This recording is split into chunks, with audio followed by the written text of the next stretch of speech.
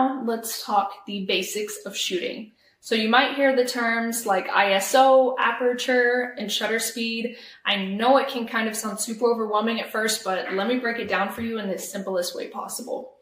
First up is ISO, or what I like to call ISO. This controls how sensitive your camera is to light.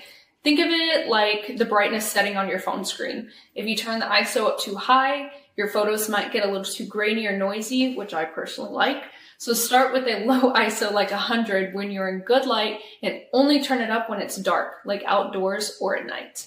Next is aperture. This controls how wide the lens opens when you take a photo. Imagine aperture is like your eyeball.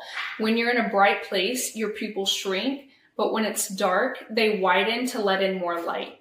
A wide aperture, like a 1.8, gives you more light, and it gives you that blurry background effect, perfect for portraits. A narrow aperture, like an f8 or higher, is great for sharp, detailed landscapes. And lastly is shutter speed. This is how fast your camera captures a photo. A fast shutter speed, like a 500, freezes motion.